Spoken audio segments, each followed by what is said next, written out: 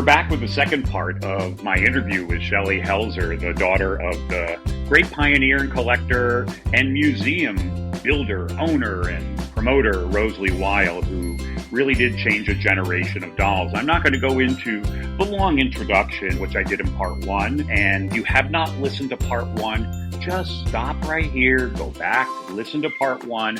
You will understand more of the flow of this conversation with Shelley to learn a little bit more about the behind the scenes of Rosalie's life, the museum, her as a person, and also to give a moment to Shelley to be able to shine because she was a big part of this museum as well, both growing up and later. It was a career that she took on with her mom, even after the museum closed, and assuring the preservation of the dolls. So, Shelley, thanks for coming back for part two. I didn't scare you away. You actually decided to do this segment as well. So I really appreciate that. Thank you. So we touched a lot about the early years in part one and the evolution of the museum as it grew and some of the people who helped along the way. One of the things that I always enjoyed at the museum was that you could go 20 times and often it would never be the same. And the reason being that Rosalie continued to add things right up till the end. So there would always be new additions coming in. And as well, you did a lot of special exhibits over the years and some really sort of major ones. What were some of the exhibits that you remember, loved, and that you felt really resonated with collectors and what we call the others? Yeah, the special exhibits were, I think, my mom's favorite part because it allowed her to continually be creative. Otherwise, she probably, like you said, would have changed the main part of the museum all the time.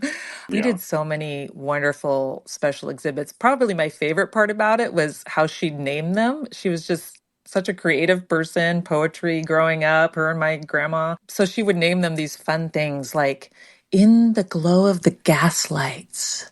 That was the one with the actresses. That's Something to funny. squint about miniatures, or Oh, gosh. Steiner, the great inventor. They are always really fun, and I love doing it. That was our fun time too, because it was very behind the scenes. We would do those oftentimes after hours, late at night. We're late night people, so it worked out perfectly. And that's when we had our really fun time together, creating together, putting these together. My favorite ones were probably the fashions. We did a couple of different fashion exhibits, one called Fashions. And also the other one, I think, was the wax one that we did. And I really appreciated that. Not that I collect wax per se, but it was very interesting how original those dolls were, original clothes, just maybe because children were too afraid to play with them when they were little, thinking they would melt, because she named it Lest You Think Us Frail.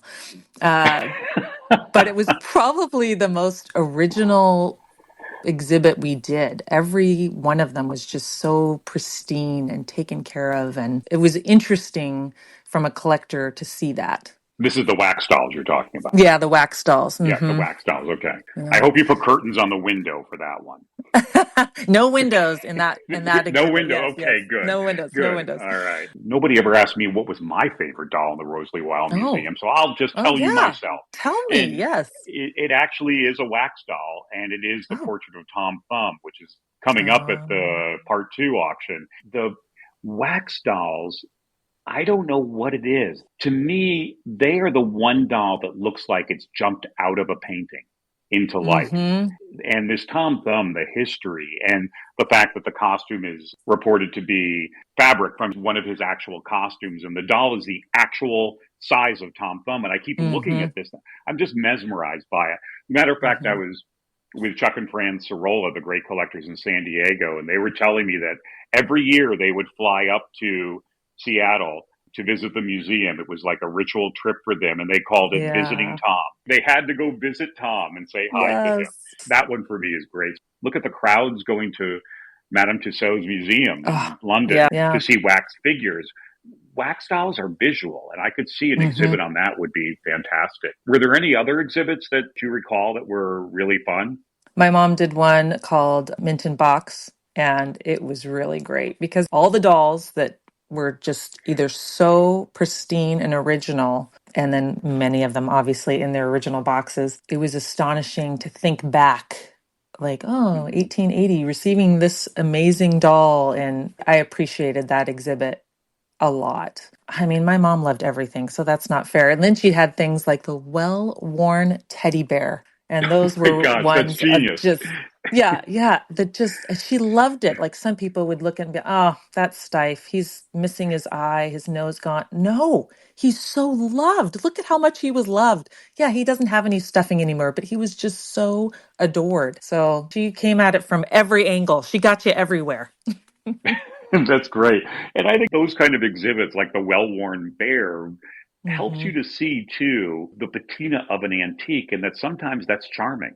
I know certain collectors that prefer Isanda walkers that are really worn because it Hmm. actually feels like it has a story. I would say that your mom probably gave a lot of the new way of thinking where before it was, I want my antique dolls fresh. And that's not always the way an antique comes. And sometimes the That's right. story is in the imperfections. Your mom loved stories.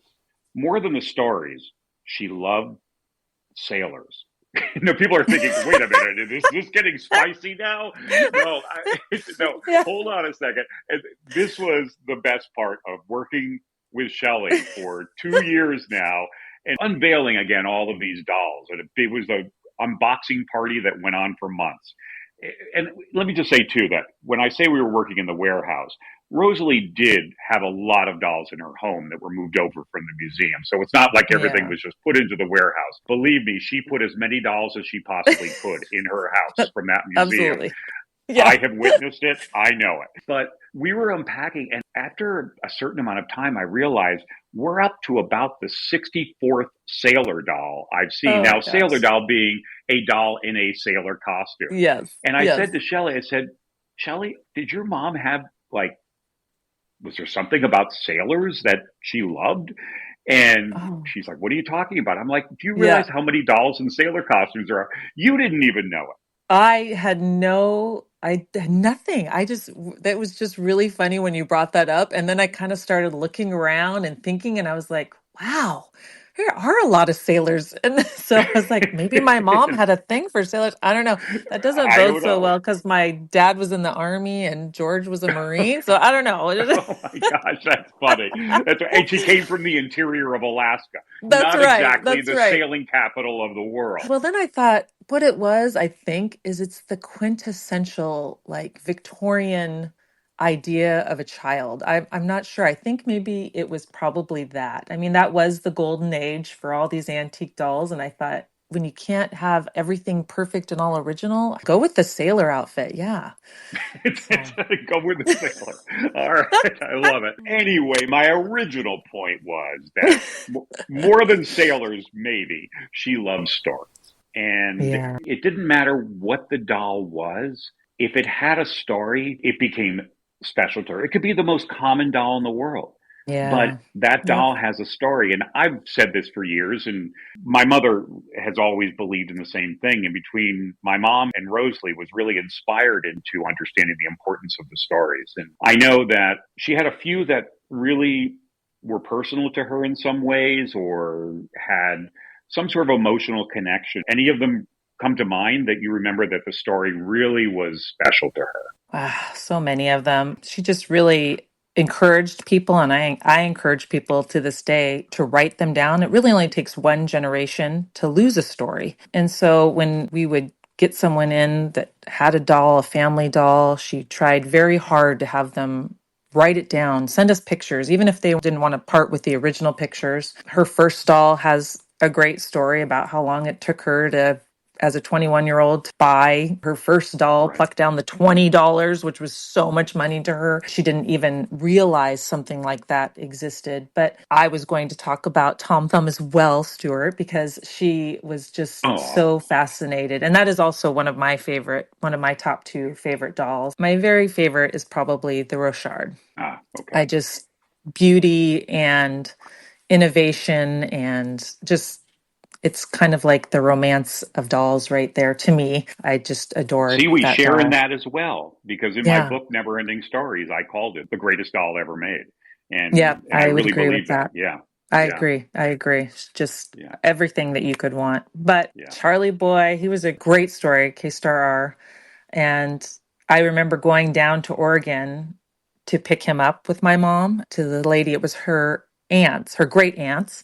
And she was just knew nothing about dolls, nothing, but thought this was so special. She'd been given to her and she kept it, had respect for it because of its history, didn't really have anyone interested in the family and thought the museum was the perfect place. What I really enjoyed was watching my mom interact with this woman and listen to her, tell her her family story, tell her the story of the doll, and just the amount of respect that she gave to this woman, their family, the doll, just because we come from a family, and I think a lot of people here in the US do, of immigrants and having a story and the trials and tribulations that you go through and then having this doll on this journey this whole time. And yep, we're going to keep this. I mean, it's not a small doll. She's not a huge either, but something to carry around with you for the last 110 years, you know. It was fascinating and I enjoyed those kind of times with my mom. And it shows so much, Shelley, in working with you on the museum. And we go through a lot of deaccession papers and where all the Hmm. history is documented. And your mom took, and you as well. I think it's really important for people to know that you were an integral part of the record keeping process of this Hmm. and recognize the importance that we cannot lose these stories. They are all we Yeah. have in many cases. Hmm. And your mom showed collectors how to preserve, write, document, and make sure it's carried down. But more than that, she would have a lot of original owners bring in dolls to her and tell their story. But better than that, she would listen. Hmm. And she was an empathetic ear no matter what they brought in, a well-worn teddy bear. She would listen to people's stories, and if she would take it for the museum, she would write down those stories and make sure it was documented. And I think that's Yeah. a beautiful part of what she achieved over that time. And I know what you have worked relentlessly protecting as well. Yeah. Credit should also go to you. And I've Yeah. really appreciated you in that regard. One of the stories of the dolls that I love, it almost became its own story for me, continuing on, was I don't know if you remember, Shelley, the last lot of the entire weekend of part one. We, everybody was so exhausted, and I had been on the podium for, I don't know, 15, 16 hours over these 2 days. And the final doll came up. Do you remember that doll and what it was? Yes. Oh, yes. So that was a perfect example of what my mom loved. Here was this doll, a K-Star R, Simon and Helbig, perhaps not very special, except for the fact that she was mint. She was perfectly preserved. Her dress was beautiful, pleated, looked fresh as the day she was made. Her wig, she had her original box, but even more importantly, she had a wonderful history. The note came, Genevieve preserved her doll in mint condition until Rosalie acquired it from her in the early 2000s when Genevieve was in her 90s. And it was said at her funeral that Genevieve was larger than life and that she died as fitting for her on Christmas itself in order to get in one party in heaven. And then we had a picture of her at the time with her doll in the early 1900s. And it's just what made this doll special. And it was the end of the auction, and everybody started going crazy bidding on her, just trying to get this Oh, one last fabulous doll with her wonderful preserved history.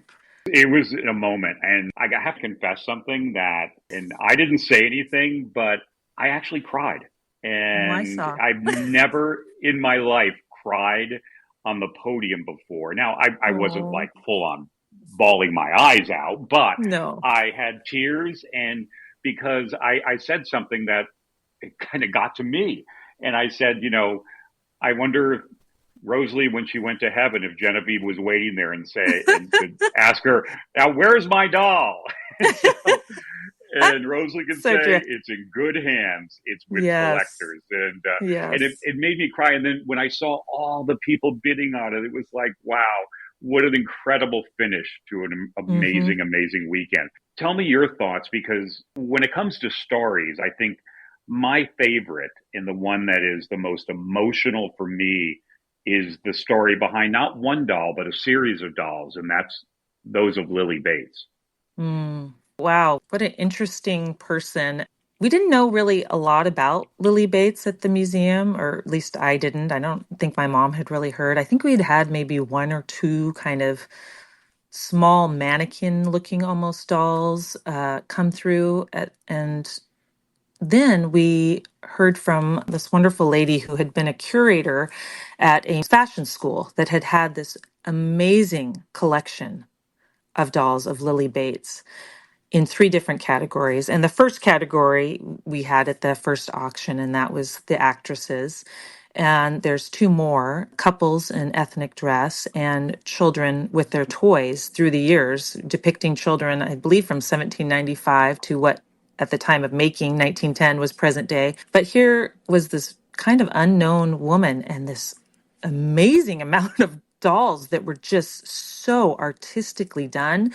And for this set that we acquired, they had been meticulously costumed as well. The actresses wearing outfits, and not just actresses, but women of the stage, because a lot of them were quite early, wearing outfits that these women had actually worn, I mean, patterned after them, and children holding toys that they would have actually played with during that time. She just sparked this kind of treasure hunt for my mom. She wanted to know more about her. Who was this woman we haven't really heard too much about in the doll world? And wasn't a lot of resources at the time. There was barely any internet then, and there was not a lot of information on her. We did try and amass as much as we could find that she was in Germany, and then I believe went to Austria during World War II. And we had a couple of pictures of her in her shop with her husband working, and then just disappeared. And we were kind of left to wonder what happened. Was she someone that had felt the demise in World War II or what had happened? But yet she left this legacy of these dolls that were outstanding, outstanding. And working with you on them, you got me absolutely hooked on the story of Lily Bates and the story of Traphagen School and how the dolls came over and Yeah. the connection she had across the world as being revered by as a great designer.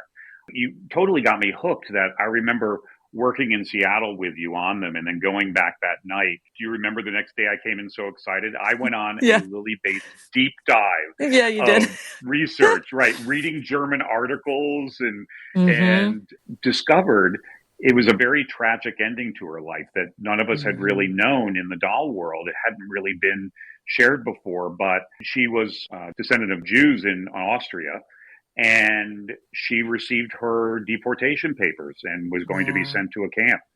And at the age of, I don't remember exactly, but around 60, she ended up going to a doctor friend and he assisted her in taking her own life. She chose her path instead of going to the camp. And just the dolls themselves are mesmerizing, this series Mm-hmm. especially, her Yes. history. And then all of a sudden, your mom uncovered all of this information and it kind of spiraled gradually from there to the point we've reached a point of Lily Bates mania across the Mm-hmm. world, not Yeah. just in her dolls, but in her life and who she was as an artist. We have now one person already I knew who was working on research papers and a potential book on this. Mm-hmm. Marlo, I'm going to get this last name wrong, I believe it's Porras, is actually a descendant of Lily Yeah. Bates. She's a documentary filmmaker, an award winning documentary filmmaker, and doing a documentary film about her family during the war. And then I think it would be her great aunt, Lily, who decided to remain in the fate she met and her life and artistry. And then I just get an email a couple of weeks ago of a woman who is an acclaimed writer who is doing a book on Lily Bates. This is it. This is why I think we all love dolls. This is why my mom thought they were so important. She always said, give me one subject and I can do an entire doll exhibit on it. Any subject in the world, you could do a doll exhibit on it. Could she do clumpies? She could. Actually, Don't you you mock the could do clumpies. an exhibit on You clumpies. could. They're all They're different. They all have hilarious. unique They're personalities. hilarious. Yeah, why? Okay, Yes. if you could Yeah. do an exhibit, how about Tiffany's Cabbage Patches from Fairbanks, Alaska? Now that one Oh, might be a could I? stretch, but yeah. I could. Anyway, but no, Yeah. I get your point. You're right. It's the stories. connects everyone Mm. together, different backgrounds, different places in life, different places in the world. We all can connect over it. It's funny how we both grew up with and eventually working with very strong mothers. And Hmm. another reason why we probably bond well in this, tell us one story where, or about your mom that you didn't always agree with her or was a little bit tough. You tell me one, I'll tell you one. Okay? Okay. Okay, good. Where you want me to go first? You go first. Yeah. Okay. Well, I think just in general, I'm kind of, well, my siblings will laugh. I am a strong personality. My mom was very easygoing.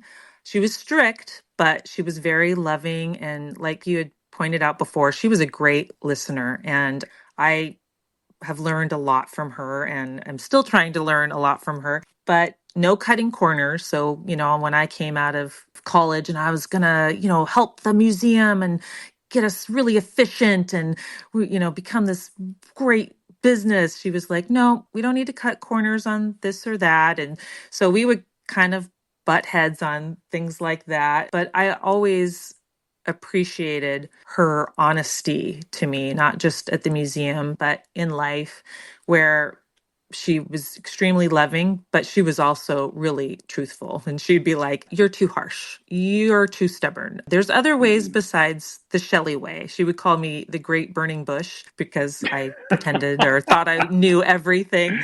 And she lovingly, but pretty much in your face, had no problem telling me when I needed to take a step back, say you're sorry when you transgressed or whatever. And I always really appreciated that. I still hear her voice saying, calm down, Shelley, take a breath. You're not always right. It doesn't always have to be your way. And I still strive to do that. I'm not always perfect at it, but I really appreciated that. And being in business with her, she would always say, and I took it as a compliment. I'm so surprised we work so well together.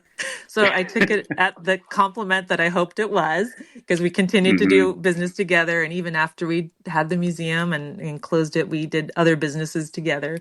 So I always appreciated that. I try to emulate that to my children. I maybe don't do as great a job, but I appreciate the honesty, the loving honesty. It's interesting that working with your mothers in life, you really come to know them in a different way. And the things you think that make you crazy are actually the things that make you work really well in business. Yes. I'm the same way. Now, as you know, I'm in fact very gentle and soft spoken. And all right, I Oh, have a strong personality, and just like you, yeah. and just Yeah. like you, my mom is very pragmatic, very focused, and I just panic about everything. She is very like calm and we'll deal with this. It's going to be Yes. fine. And it Yeah. makes me crazy sometimes because I think, well, you're not taking this seriously. And she is. It's just she's Yeah. doing it her way. And Yeah. it would get me so Wisdom. upset until I realized that it was the thing calming me. So we Yeah. actually share an almost exact same situation in this. We laugh because my mom would be laughing right now at how well I think we work together. But Yeah, because we are it's two been a very strong personalities. yeah. And there have been some moments when I've been Yeah. right. Have there? So Okay.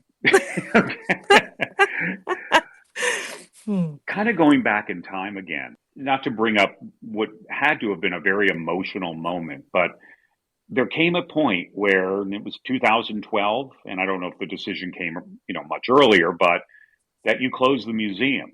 And Mhm. you've been on a run now for approximately 22 years, over 20 years, Mm. more if you count all the acquisitions and plans Right. and everything that went into even before they put the first shovel into the ground as Mhm. far as building the museum. So you reach this moment and it's done. You Mhm. close the doors. What led to this and what did it feel like? Well, we had actually had like a family meeting talking about the museum and the business and where it was going, which we did kind of every year. And my mom brought up out of the blue, like, do we want to continue this? Meaning kind of past her. And I said, no, I don't want to do it without you. And it was really casual and I didn't really understand maybe at the time what that was putting in motion for her, but she was kind of like, oh, hmm. And the other reason was not just because I didn't want to do it without her, but it was a big enterprise. It was a big enterprise. It was an expensive enterprise. And to do it the right way and with the most class and just first rate kind of a museum was not cheap. And I think she started thinking about, well, how would this sustain after I'm gone? And then my mom also, I think, wanted to travel and be with her grandkids. She was entering a new phase of life as well. She had, let's see, at that time, 7 grandchildren, and they're all over the world, Kentucky, LA, here at home in Seattle. And I think she wanted to spend time. And like you had pointed out, Stuart, she was very hands-on and she loved that. And when my mom wasn't at the museum, it was kind of like it was missing something. So Hmm. we kind of came to this decision, and not that we wouldn't be in the doll world anymore, but that we had had an amazing 20 years and that it was time to maybe move on. And I will also say that after 9/11, things changed. Visitorship to the museum had fallen down a little bit, and it wasn't just us, it was museums around the world, big museums, the Louvre, Hmm. all of them were suffering from this. And we kind of kept waiting for it to come back and waiting for it to come back. And then I think a lot of things just took up digitally and on the internet, and it never seemed to. And so then it became even more to carry such a big, wonderful place and do things the right way. My mom had done so many things in her life. It was just kind of like, now it's on to the next thing. And so it was hard, but it also felt like it was the natural next step to do the next thing. I know you spent months packing things, moving it out of the Hmm. building because you were emptying the building with the plans of a new owner or new tenant, and Hmm. that would take over. And I believe now it's a children's museum, correct? It is, yeah. It's Kids Yeah, Quest yeah. now, and Kids Quest, yeah. we it took us actually 3 years to move out of the Oh my, museum. oh my One of the gosh! I reason, didn't realize. I never knew it was 3 years. Here yeah. I'm saying it took months. Okay, No. wow. Well, and part of it was that we did our documentary to preserve it, which was really important to my mom. That therefore it could live on forever, technically, just as it was. Right. And that was an amazing process of doing that with my mom. And we had so much fun doing that together, writing the histories. And we talk a lot about all the stories in the museum and of the museum. And so we did that for a year. We did the documentary for a year. Wow. And then we carefully were packing things up. And you were talking about my mom fitting things in her house. My husband, Eric, he built a whole little museum area that was all encased in glass in her house. And she moved the dolls there that she had had at the museum that were her favorites and she didn't enjoy at home. And now she was going to. So it was a long process getting there. We were getting ready for Kids Quest. They are a children's museum, and they kept a few of the dolls just for representative of the history of that building. And my youngest son got to enjoy the museum in a different way because he went there as a young child. Knowing his So grandmother had a museum there, yeah. yeah, yeah, So yeah, yeah. yeah. I always laugh because George, your stepdad, all of a sudden he had a home, and then all of a sudden half of an international doll museum was suddenly in his house with a Yeah. play. And I always say he's got to be the singular most patient man that ever lived because he was surrounded by dolls at home. She Yeah, was just yeah, like Rosalie doing her thing. And I got to yeah. tell you, one of the best stories on my stepdad, George, is when my mom, I told you, would like lock herself in the room for the auctions and things like that, or we'd go on an antiquing trip or whatever. She'd come home and he'd say, "Well, did you get any new dolls today?" And she'd go, "No." And then she'd kind of walk away and under her breath go, "But I did get a bunch of antique ones." That's cool. That is great. I love that. Yeah. I think Yeah. doll collectors around the world are writing this down now to use the same excuse. I didn't lie. Yeah. You said that I get any new dolls. Okay, Yeah. That's that's right. funny. That's right. But there was that moment. So it was 3 years. You were Yeah. packing. There had to have been that one moment you realized everything is gone. Yeah. We're walking out the door Yeah. and Literally. Literally, locking that door for the last time. I have a picture of myself and my mom and my two oldest kids, Alec and Evelyn. And sorry, I'm choking up a little bit. It's We're okay. sitting in front of the museum door, and there's a picture of us, a little selfie. And it was like, bye. Yeah. When I was making notes of the things I wanted to ask you about, I realized we'd never talked about it. And this suddenly came to my mind. Wow, I wonder, because there's always that moment, like when you've been in a house for a lot of years, or you grew up in a house and Yeah. you realize you're walking out of Yeah. that house. That's emotional. But this museum it had to have been. I'm choking up a little bit just thinking about it, about that last moment of walking It out that door. was. Yeah, yeah. Yeah, it was so wonderful running the museum, growing up in the museum, having my kids there. They were there every day with me. When my first son Alec was born, I was like, well, we'll see how it goes. I'll go into the museum, and when he's had enough, then I'll have to tell my mom I'm a mom and I'm going to be doing this. But every time we get ready and we just be at the house, well, aren't we going to the museum today, Mom? Well, I thought we would stay home. Well, why aren't we going to the museum today? So I just kept going. And then I had my next child, and Evelyn, and they grew up there. We had so much fun Mm, late at night, yeah. hide and seek, playing there, and just doing Hmm. crazy things that my mom loved to Oh. do. And it was a whole other home to me. And my sisters, both of my sisters, working there and being there and working with them. And then Rosalie lived with the dolls for another 10 years and did all the things that you said she wanted to do, and did some traveling, spent some time with the grandkids. But then it reached a point and you made a decision, sort of the next decision in the evolution of the dolls. And you called us and we talked. And what was behind this and what led to this decision? My mom and I, we'd been doll dealers after the museum closed and selling some of the collection and just other dolls in general because we still loved that part of the life and still loved being connected with collectors. And uh, COVID happened and we missed that. And then also, I think my mom decided we need to just finish up this chapter, finish it up all the way. And we had talked about sending them to auction, maybe not some of the ones that were at her house, because of course she would always be a doll collector and doll lover. And maybe that would be the very end or something like that. Personally, I don't think she could have parted Right. with the ones in her house. And then just as I was actually about to reach out to you guys, to your mom, that's when I found out that my mom was not doing well. And um, I I talked with her even while she was going through a lot of hospital and treatments and things. And I said, should I be doing this? Like, is now the time to be doing this? And she said, absolutely. Like, this is the time. We need to be doing this right now. And then as things got really obvious that she wasn't going to survive this, that she said, I don't want you to have to deal with this on your own. And so I did. I called your mom and we had a big talk. And your mom was great. She was there for me. And it was hard.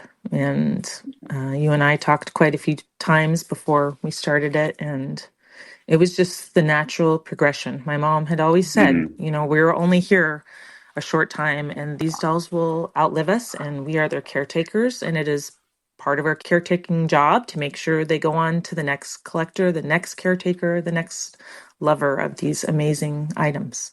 And we were honored to have been called in this, and not only just for the recognition of handling a collection of such prominence, one of the great collections of 100 years, highest grossing auction in world history. And that was Mhm. just part one.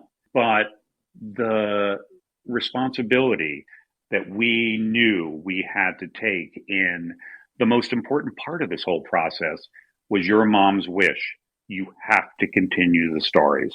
Mhm. And Yeah. you have been really fantastic to work with in helping us make sure we have the stories correct, make sure they're included, so that the next generation of collectors can continue on Mhm. preserving. And that's what I would say to any collectors who have bought a doll from any of these auctions that we have, and it comes with a story. Rosalie's wish for all of you would be to continue that story by far, Yeah. and to make sure it's never lost. Yeah, be their Um, keeper, be their yes, custodian, cherish yeah. their originality and the stories that come with them. You were at the auction, Yeah. part one, and it was in Scottsdale last year. You sat there for 2 solid days, and I don't think you left the room but twice, and for Mhm. 5 minutes. How did it feel when you were watching the auction? What were your thoughts behind this? It was amazing. It was a really amazing experience. I went into it and I wasn't sure how it was going to feel. I didn't know if I would just be so sad, but it wasn't like that at all, actually. I was very surprised. I was so excited that everyone in the room was so excited, and Right. so many wonderful things and stories that they shared with me that they'd had with my mom. And it wasn't just about my mom. They were just so excited about these wonderful dolls and how preserved they were, how original they were, how special they were, that and I just really appreciated that they saw the specialness that my mom had Hmm. cherished in them.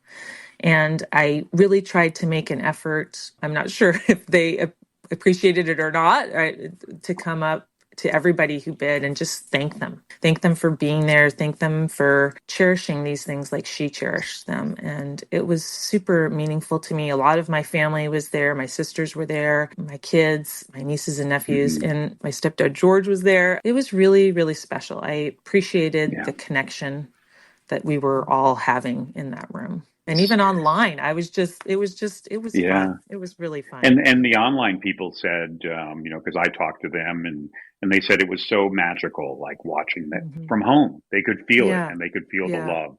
Yeah. And I often, when I'm dealing with families, sometimes and the collector has passed, and they feel like it's such a sad thing that they're selling these dolls like this, and I say to them that an auction doesn't have to be just selling mom stuff, Hmm. that it can be a celebration, Yeah. and a celebration of that collector, celebration of their Hmm. life, and a Hmm. celebration of the pieces that they loved and cherished. And Yeah. you just captured that perfectly in how Yeah. you felt about that day. And I'm so happy that you came out of it and with such positive feelings. And I Hmm. know dolls are in good hands. So Yeah. Absolutely. in Yeah. closing, you knew your mom for a lot of years. What do you think to the collectors that never knew her or never Hmm. met her, to the collectors out there who are just maybe getting started with a collection? What do you Yeah. think would be your mother's advice to all of them right now?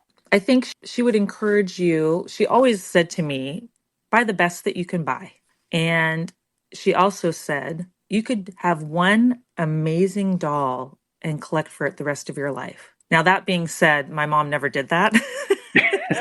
she Clearly not.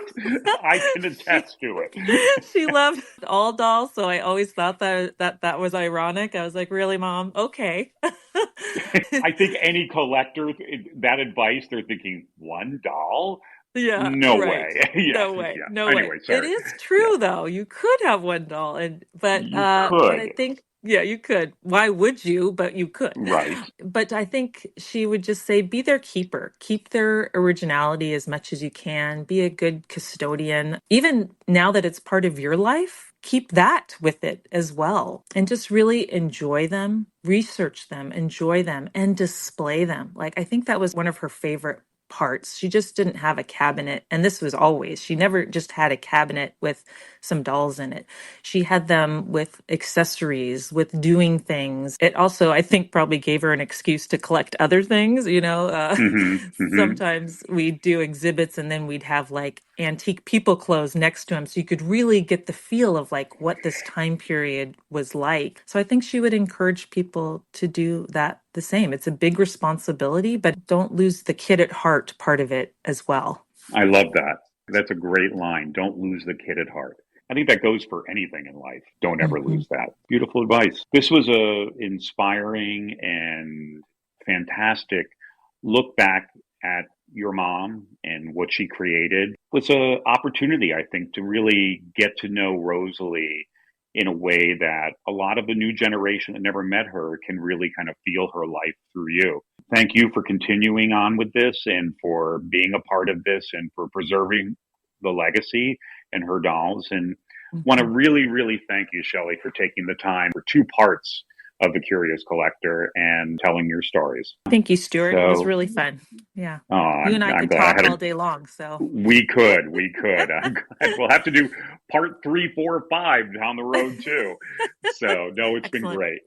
And for folks who are interested in listening to this prior, January 11th and 12th, we'll be doing part 2 of the Rosalie Whyel auction, which is online and available. Should you be listening after, there are continuing events going on throughout 2025 with more pieces that will be coming out from the museum in other different venues as well. We invite you to also go back and look at the archive catalogs and take a moment to look through. And you can order the books online through TherryAlts.com as well. Thank you all, and see you next week. Thanks for joining us on this episode of The Curious Collector. The Curious Collector is hosted by Stuart Holbrook and produced by Tammy Trujillo. We invite you to follow us on social media and feel free to leave any questions you have for Stuart on Facebook at Stuart Holbrook-TherryAlts or follow the TherryAlt Company Facebook page. And you can stay up to date with the latest auctions and events at TherryAlts.com. We'll talk to you on the next episode of The Curious Collector.